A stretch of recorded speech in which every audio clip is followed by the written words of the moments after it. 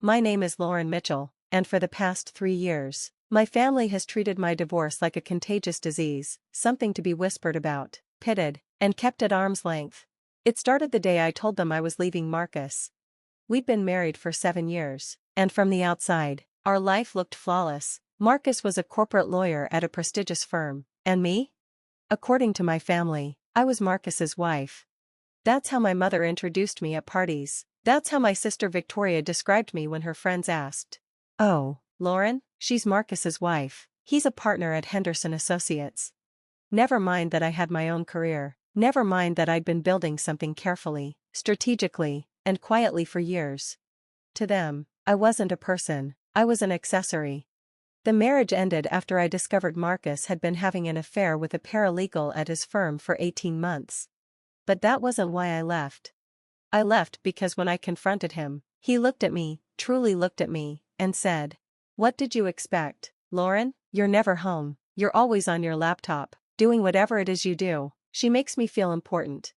Whatever it is you do." At the time, I was managing a $340 million investment portfolio. I was angel investing in early-stage tech companies. I was building relationships with venture capital firms across 3 continents. But to Marcus, it was whatever. I filed for divorce the next day. My family's reaction was swift and merciless. "You're throwing away a good man over a mistake," my mother said, disappointment dripping from every word. "Do you know how hard it is to find a successful husband?" Victoria chimed in immediately, "You're 34, Lauren, you're not getting any younger." My father said nothing at all, which somehow hurt the most. 6 months later, the divorce was final. Marcus kept the Westchester house. I didn't want it. I kept my investment accounts, my professional network, and my dignity. The settlement was clean, quick, and overwhelmingly in my favor, though my family never asked for details. What they asked about, relentlessly, was when I planned to fix my life. "You need to get back out there," my mother insisted during our monthly phone calls I learned to dread. "Maybe try dating apps," Victoria suggested, "though at your age, you might need to lower your standards." At my age, I was 34.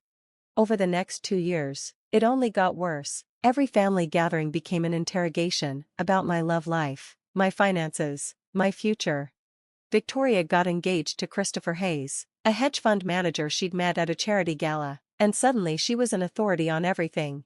At last year's Thanksgiving dinner, she announced, "Christopher says women over 35 have a much harder time in the dating market, especially divorced women. Men see them as damaged goods." I smiled, passed the cranberry sauce, and changed the subject. What my family didn't know, what I'd made very sure they didn't know, was that I wasn't struggling. I was thriving. After the divorce, I moved into a Tribeca penthouse, not a rental, an outright purchase, $4, $2 million, bought quietly from a contact who needed to liquidate fast. My family believed I lived in a small downtown apartment because that's what I told them. My investment portfolio had grown to $680 million in assets under management. I wasn't an angel investor anymore, I was the managing partner of Mitchell Capital Ventures, a firm I'd founded 3 years earlier with 2 Stanford MBA classmates. We focused on early-stage AI and biotech companies. Our success rate was exceptional. 83% of our portfolio companies had gone public, been acquired, or reached valuations exceeding $100 million. Initial investments of $2 to $5 million routinely became returns of $50 to $200 million. Forbes profiled me 6 months ago. The quiet architect of Silicon Valley's latest boom. The article detailed how 12 of my early bets were now collectively worth $4.7 billion.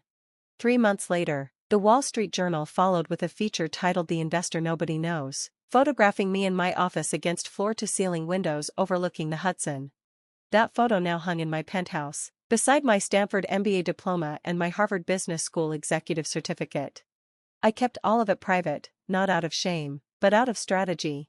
My family had proven they couldn't be trusted with the truth. When I once mentioned I was doing some consulting, Victoria told her friends I was unemployed. When I hinted at investment opportunities, my mother offered to lend me money. So I stopped telling them anything. I let them believe I was barely surviving. I let Victoria mock my little online thing. I let my mother worry about my finances. I showed up in modest clothes, I drove a Tesla Model 3 instead of my Porsche Taycan. I nodded politely when they offered advice I didn't need. Meanwhile, 3 major investment firms were competing to acquire Mitchell Capital. The lowest offer was $420 million. I declined them all.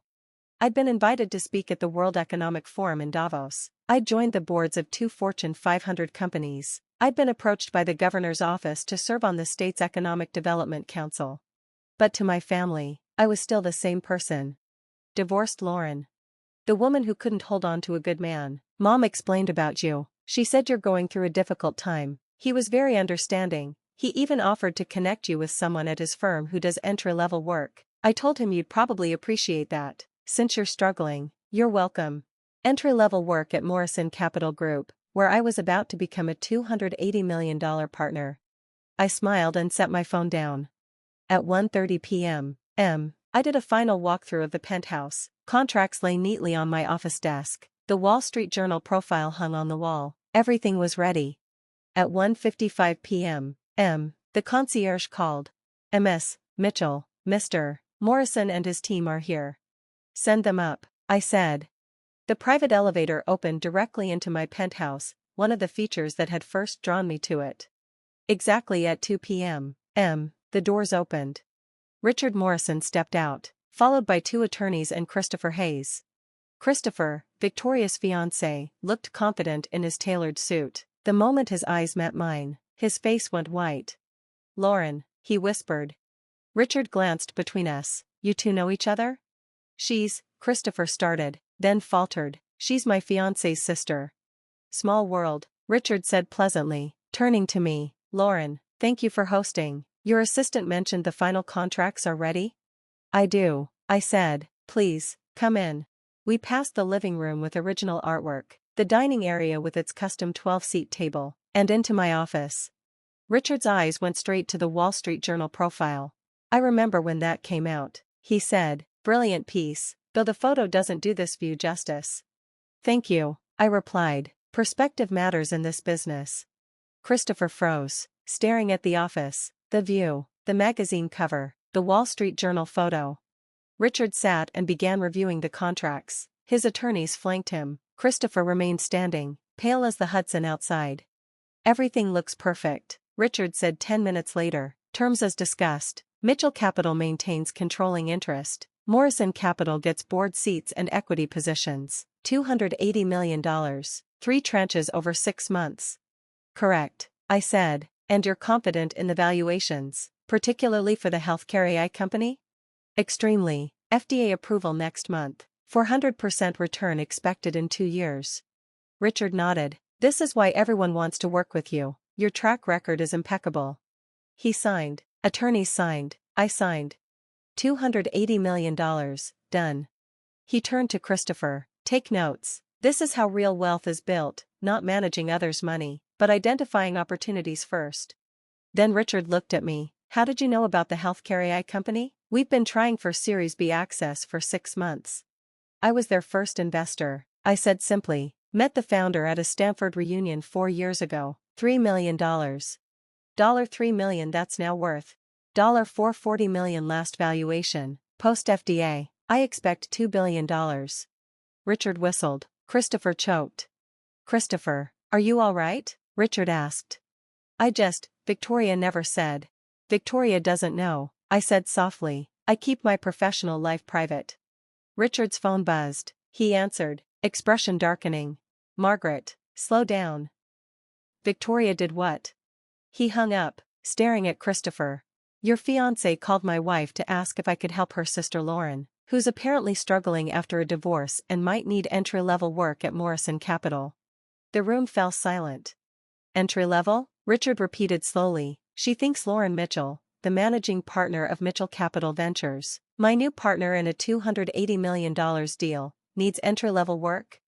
Christopher stammered. I didn't know. Victoria said she was struggling and you didn't bother to do basic research. Richard cut in coldly. Christopher, I brought you here to learn how deals are made. Instead, you show you don't even know your fiancé's family. He turned to me. Lauren, thank you for your professionalism. No apology necessary, I said calmly. Family dynamics can be complicated. Richard's phone buzzed again. Another call from Victoria. He listened, expression darkening further. She told my mother Lauren is pathetic and needs charity? He looked at Christopher with disgust. Pack your things, you're off the Morrison investment team. Christopher froze. You let us believe, he began. I let you believe what you wanted, I said. I never lied, I simply didn't advertise it. Your fiancé decided I was pathetic because I got divorced. Your future mother-in-law decided I was struggling because I don't drive a Porsche to family dinners. Christopher's phone rang. Victoria. You should answer, I said. He stumbled toward the elevator, phone pressed to his ear, panicked. I returned to the windows, looking over the Hudson. Texts poured in. Victoria, call me now. Christopher said you signed a $280 million deal. That's impossible. He said Richard Morrison fired him because of you. What did you tell them? I didn't respond. Voicemails filled the gaps. My mother, Victoria, my father, for the first time in 2 years. A text from Mom, Lauren, Victoria is hysterical. Christopher lost his job. Please call us immediately. I poured a glass of wine, opened my laptop, and got to work. Emails, board meetings, portfolio checks. They'd find out soon enough. Contracts are public record. The business press will cover the Morrison Capital Partnership. My name will be on every trade publication. But right now, on this Easter Sunday, they were learning the consequences of their own assumptions. Monday morning, 47 missed calls, 89 texts, most from Victoria, furious, desperate, pleading. Christopher had officially broken off their engagement. Christopher's parents made their position clear within days. The Morrison family's displeasure meant the Hayes family would no longer be associating with them, professionally or socially. Since Christopher's entire career had been built under Richard Morrison's mentorship, he was effectively blacklisted overnight. Victoria blamed me for everything. You could have told me, one text read. You let me humiliate myself. You let me destroy my engagement. What kind of sister does that? My mother's messages were calmer, but no less pointed. Lauren, we need to discuss this. Your father and I had no idea about your success. Why did you keep this from us? And why did you let Victoria embarrass herself? You could have prevented all of this. The message that surprised me came from my father at 6:47 a.m. I looked you up. Forbes, Wall Street Journal, Business Insider. I had no idea. We need to talk about family investments. I have some ideas that could benefit from your expertise. I didn't respond to any of them. Instead, I went to my office in Midtown, an actual office, a full floor near Grand Central that Mitchell Capital shared with 2 other firms. David and Priya were already there. Have you seen this? Priya asked, turning her laptop toward me. Business Insider had published the story. Morrison Capital Group partners with Mitchell Capital Ventures in $280 million tech investment deal. My name was mentioned repeatedly. Richard was quoted. The Wall Street Journal profile was referenced. Your phone must be on fire, David said. Family? Priya asked. She'd met Victoria once. At a company event Victoria spent asking if Priya was my assistant. Family, I confirmed. By noon, Bloomberg, Forbes, and the Financial Times had picked it up. Michelle fielded 17 interview requests, 9 speaking invitations, and 5 acquisition inquiries. She also fielded 3 calls from my mother, 2 from Victoria, and 1 from someone claiming to be a family attorney asking about my fiduciary obligations to relatives. At 3 p.m., building security called. Ms. Mitchell, there's a Victoria Hayes in the lobby. She doesn't have an appointment but insists she's your sister. Don't let her up, I said. If she refuses to leave, call the police. 10 minutes later, my mother called, from the lobby. I had security escort her out as well. That evening, my father emailed. Subject, family meeting required. He wrote about everything they'd done for me, about Stanford, about obligation, about transparency, about equitable distribution. I forwarded it to my attorney with a single line. Please send a cease and desist if this continues. Victoria spiraled. You owe us. Mom and Dad took out a second mortgage for your MBA. I introduced you to Marcus. Without me, you wouldn't have had stability. Christopher's family is suing me for defamation. They say I lied. I need a lawyer. You have to help me. I blocked her number. Tuesday morning, Richard Morrison's assistant called. Mr. Morrison wanted to apologize for Sunday. He also wanted you to know the situation has been handled. Handled how? Christopher Hayes is no longer with Morrison Capital, and Mr. Morrison has made it clear that any business involving the Hayes family would be inadvisable. In other words, they were radioactive. That wasn't necessary, I said, though I didn't mean it. He disagrees. He also asked me to extend a dinner invitation next month, very small, several investors he'd like you to meet. I'd be honored. That afternoon, Michelle brought in the mail. Among the business correspondence was a thick envelope from my parents. My mother's handwriting filled the pages.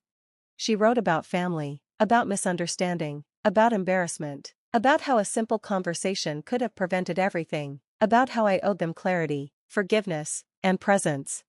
I read it twice, then filed it away. They still didn't understand. They thought this was about secrecy, about pride, about humiliation. They couldn't see that this was about years of being dismissed, years of being reduced to someone's wife, years of watching Victoria celebrated while I was quietly minimized. I hadn't tried to humiliate anyone. I'd simply stopped shrinking. 3 months later, I was in Davos for the World Economic Forum. I sat on a panel about the future of venture capital alongside former CEOs, a Nobel laureate economist, and Richard Morrison. When asked about my investment philosophy, I said, I look for founders who've been underestimated, people who've been told they're not ready or not enough. Those are the ones who build something undeniable. Afterward, Richard and I had coffee. I heard Victoria tried to sue you. She did. It didn't go anywhere. And your family? I haven't spoken to them since Easter. He nodded. My daughter went through something similar. Cutting them off was the hardest and best decision she ever made.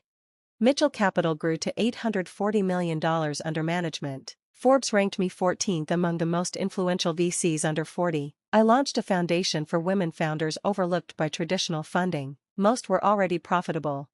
My life was quiet, intentional, mine. In June, I received a wedding invitation from Sarah Chin, the founder of the healthcare AI company I'd backed years earlier. You believed in me when no one else did. Her note read, please come. At the wedding, Sarah raised her glass. Lauren once told me success isn't revenge, it's freedom. She was right. That night, my phone buzzed, an unknown number. This is Victoria. Mom has stage 3 breast cancer. She's asking for you. I stared at the message. Then I called Michelle. I need the best oncologists in New York, immediately. Of course, should I coordinate with your family? No, I said, I'll cover the care. All communication goes through you. I looked out over Central Park as the sun dipped below the skyline. My family taught me that my value came from being chosen, approved, contained. I taught myself something else. That success doesn't need witnesses, that strength doesn't need permission, and that boundaries aren't cruelty, they're survival. My mother would receive the best care possible. But reconciliation wasn't part of the treatment plan. They called me pathetic. I built an empire. And in the end, that wasn't revenge. It was freedom.